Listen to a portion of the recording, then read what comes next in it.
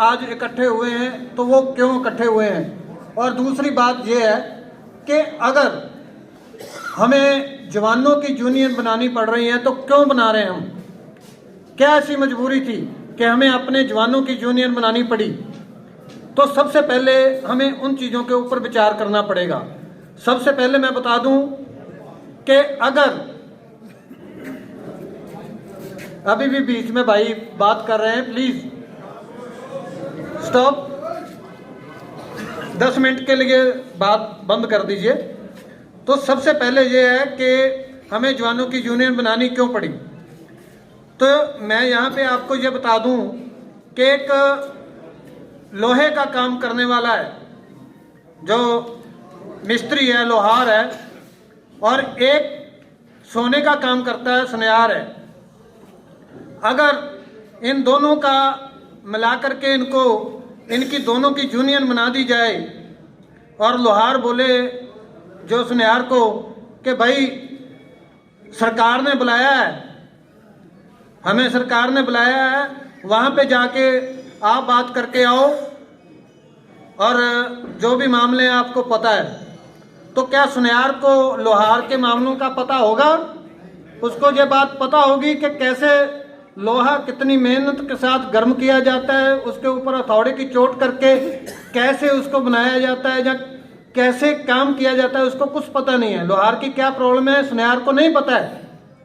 बिल्कुल सेम मामला हमारा है। हम नीचे काम करने वाले जवान हैं, सिपाही से लेके ऑनररी कैप्टन तक जो है नीचे काम करने वाले हैं, और जो ऑफिसर्स है वो सिर्फ हमें ऑर्डर देता था।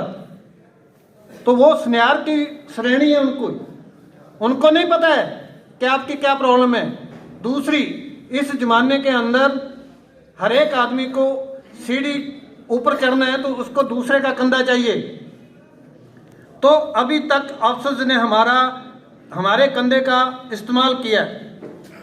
आप जितने सिविल डिपार्टमेंट हैं, देखिए हम फौज में, सेना में नौकरी किया हमने, वहाँ पे जब तक हम सेना में थे तो वहाँ पे आर्मी रूल्स में किया हमने। हमारी कुछ मजबूरियाँ रही होंगी कि हम नहीं बोल सकते वहाँ पे, जहाँ नहीं को ऐसा काम कर सकते कि जिससे किसी को पता चले।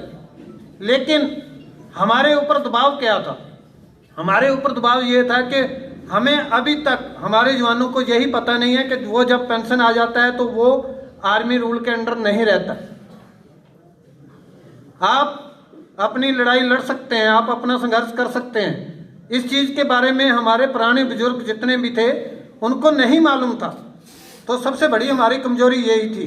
आप जितने भी देखोगे IAS IPS जितने भी क्लास 1 हैं, क्लास 2 हैं, या मान लीजिए जो अनपढ़ हैं, दर्जा 4 मुलाजिम हैं सिविल डिपार्टमेंट में, जितने भी, आप कहीं पे भी किसी भी डिपार्टमेंट की डिटेल ले लीजिए, उनकी दर्जा 4 मुलाजिमों की भी यूनियन अलग बनी हुई है।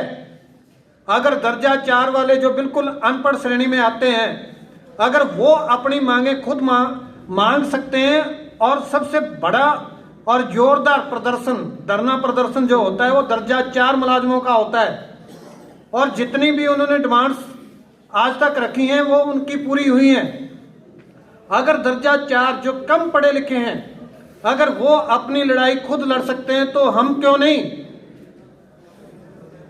जब हमने 2009 में चले थे तो सबसे पहला क्वेश्चन ये उठा था, हम जिस भी फौजी के पास जाते थे, पुराने बुजुर्ग के पास जाते थे, यूनियन बनानी है जवानों की, हम अपने लिए खुद संघर्ष करेंगे, तो वो क्या बोलते थे, अरे यार आपकी बात कौन सुनेगा, वहाँ अंग्रेजी में बात होती है, वहाँ में अंग्रेजी में।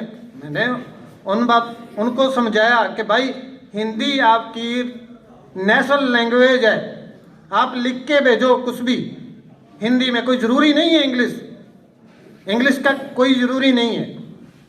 आप लिख के भेजो, आपको रिप्लाई मिलेगा। कोई आपको ये नहीं, वहाँ पे आप मीटिंग में जाओगे, बात करोगे, आपको ये कोई नहीं बोल सकता कि आप इंग्लिश में ही बात करोगे। आपकी जो है नेशनल लैंग्वेज हिंदी है और आप उसमें बात कर सकते हो, अपनी मांग उसमें रख सकते हो।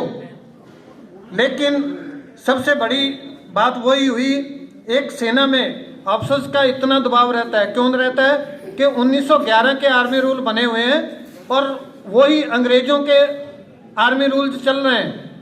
सबसे पहले तो ये पता होना चाहिए कि जब अंग्रेजों की सेना थी तो उसमें दो रूल्स होते थे। एक होता था इंडियन आर्मी रूल्स जो हमारे गुलामों के लिए बनाए गए थे, एक थे ब्रिटिश आर्मी रूल जो उनके अंग्रेज फौजी थे उनके लिए बने हुए थे। लेकिन अफसोस कि भारतीय सरकार ने अंग्रेजों के भारत छोड़ने के बाद भी कम से कम